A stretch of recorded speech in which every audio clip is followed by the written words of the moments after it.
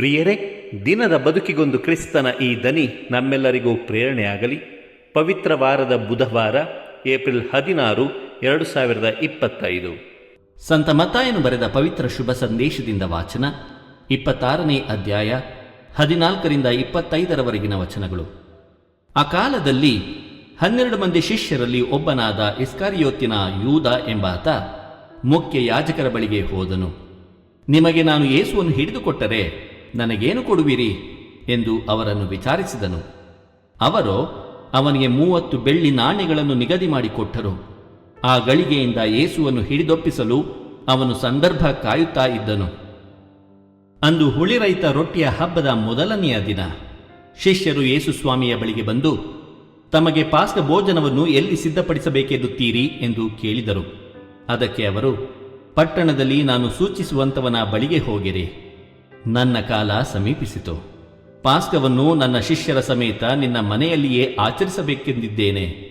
ಇದನ್ನು ನಮ್ಮ ಗುರುವೇ ಹೇಳಿ ಕಳುಹಿಸಿದ್ದಾರೆ ಎಂದು ಅವನಿಗೆ ತಿಳಿಸಿರಿ ಎಂದರು. ಯೇಸು ಸೂಚಿಸಿದಂತೆಯೇ ಶಿಷ್ಯರು ಹೋಗಿ ಪಾಸ್ಕ ಭೋಜನವನ್ನು ತಯಾರಿಸಿದರು. ಸಂಜೆಯಾಯಿತು. ಯೇಸು 12 ಮಂದಿ ಶಿಷ್ಯರ ಸಂಗಡ ಊಟಕ್ಕೆ ಕುಳಿತರು.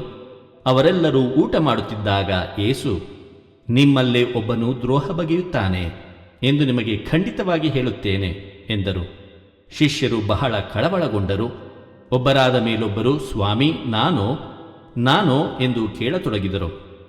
ಅದಕ್ಕೆ ಪ್ರತ್ಯುತ್ತರವಾಗಿ ಯೇಸು, ಊಟದ ಬಟ್ಟಲಲ್ಲಿ ನನ್ನೊಡನೆ ಕೈ ಅದ್ದಿ ಊಟ ಮಾಡುವವನೇ ನನಗೆ ದ್ರೋಹ ಬಗೆಯುತ್ತಾನೆ.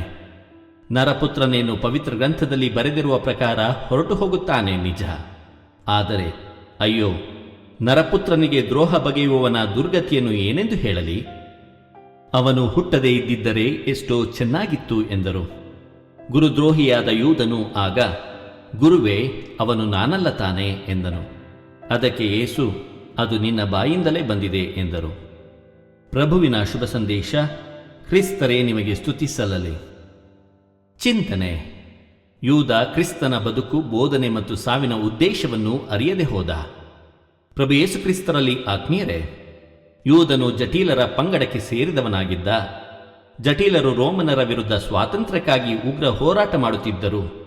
ಯೂದನಿಗೆ ಇಸ್ರಾಯೇಲರನ್ನು ಬಿಡುಗಡೆ ಮಾಡುವ ಮೆಸ್ಸಿಯ ಒಬ್ಬ ಹೋರಾಟಗಾರ, ಕ್ರಾಂತಿಕಾರಿಯಾಗಿದ್ದ. ಯೇಸುವಿನ ಪ್ರಖ್ಯಾತಿಯನ್ನು ಗಮನಿಸಿದ್ದ ಯೂದನು ಪಾಸ್ಕ ಹಬ್ಬದ ಸಂದರ್ಭದಲ್ಲಿ ಯೇಸುವನ್ನು ಹಿಡಿದುಕೊಟ್ಟರೆ ಆತನ ಹಿಂಬಾಲಕರೆಲ್ಲ ರೋಮನರ ವಿರುದ್ಧ ದಂಗೆ ಏಳಬಹುದೆಂದು ಊಹಿಸಿದ್ದ ಯೂದ. ಹಾಗಾಗಿ ತನ್ನ ಗುರುವನ್ನು 30 ಬೆಳ್ಳಿ ನಾಣ್ಯಗಳಿಗೆ ಹಿಡಿದುಕೊಡುತ್ತಾನೆ ಎಂಬುದು ಕೆಲವು ಬೈಬಲ್ ವಿದ್ವಾಂಸರ ಅಭಿಪ್ರಾಯ. ಆತ್ಮೀಯರೇ, ಕ್ಷಮೆಯ ಬದುಕು ಆತನಲ್ಲಿ ನಿರಾಶೆ ಮೂಡಿಸಿತ್ತು ಎಂಬುದು ಕೆಲವರ ವಾದ. ಒಂದು ಪಕ್ಷ ಯೂದ ಹಣಕ್ಕಾಗಿ ಕ್ರಿಸ್ತನನ್ನು ಹಿಡಿದುಕೊಟ್ಟಿದ್ದರೆ ಆತ್ಮಹತ್ಯೆಯ ಅವಶ್ಯಕತೆ ಏನಿತ್ತು? ಬಹುಶಃ ಯೂದ ಕ್ರಿಸ್ತನ ಬದುಕು, ಬೋಧನೆ ಮತ್ತು ಸಾವಿನ ಉದ್ದೇಶವನ್ನು ಅರಿಯದೇ ಹೋದ. ಹಾಗಾದರೆ ನಾವು? ದೇವರು ನಮ್ಮೆಲ್ಲರನ್ನು ಆಶೀರ್ವದಿಸಲಿ. ಇದು ಧ್ವನಿ ಮಾಧ್ಯಮ ಮನೆಯ ಕೊಡುಗೆ. ಧ್ವನಿ ವಂದನೆಯ ಸ್ವಾಮಿ ಶಾಂತಕುಮಾರ್ ಜೆ, ಬೆಂಗಳೂರು ಮಹಾಧರ್ಮಕ್ಷೇತ್ರ. ಪ್ರಿಯರೇ, ಈ ಚಾನೆಲ್ ಅನ್ನು ಸಬ್ಸ್ಕ್ರೈಬ್ ಮಾಡಿ ಪ್ರತಿದಿನ ದೇವರ ವಾಕ್ಯವನ್ನು ಆಲಿಸುತ್ತಾ ಅದನ್ನು ಇತರರೊಂದಿಗೆ ಹಂಚಿಕೊಳ್ಳಲು ನಮಗೆ ನೆರವಾಗಿರಿ. ಧನ್ಯವಾದಗಳು.